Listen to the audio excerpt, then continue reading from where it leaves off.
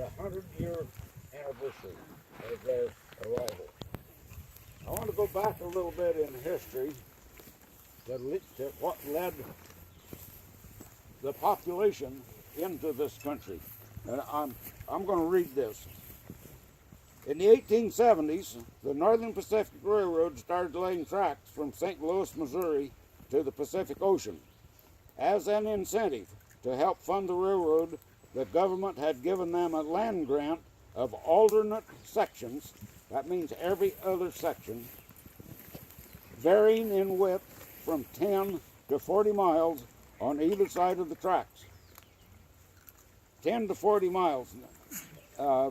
You can imagine the immense amount of ground that this grant gave the railroad. The tracks reached the northern shores of Lake Pend Oreille in 1883.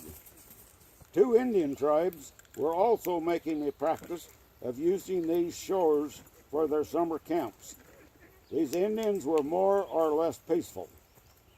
Due to the geographic isolation of Bonny County, that made geographical isolation is the fact that how the hell did I get there?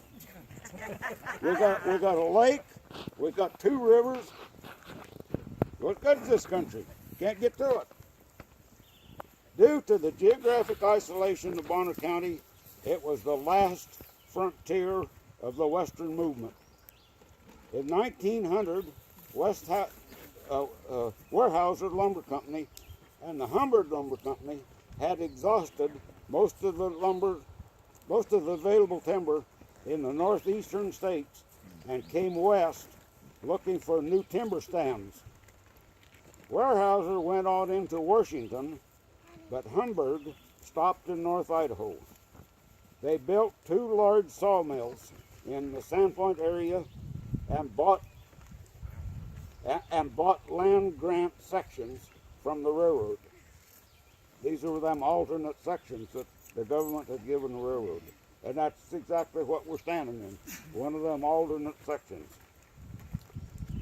I want to tell you what an old Hubbard lumberjack told me when I was young. He had walked from Grouse Creek, which is the next drainage north, to Sandpoint, which is 15 miles, on a bright sunny day like today, and never saw the sun because the timber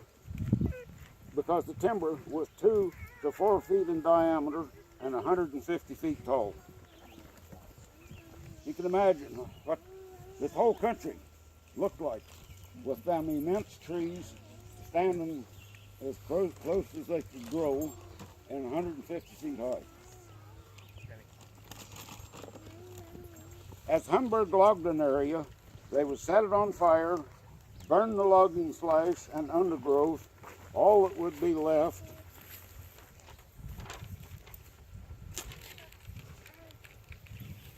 was thousands of stumps and a few rotten logs and a few standing dead snags. This picture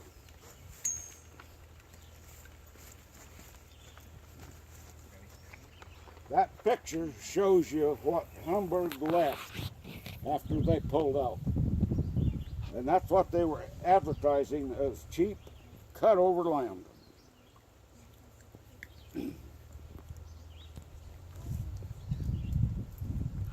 Bootlegging was popular, and there were several stills in this area. My neighbor, who lived just south of Armetta, up here where the lodge is, was proficient in this operation. There's a very interesting story of how he went out of business, period. It's a nice story. I have never found a complete still, but have found the location of two, and I've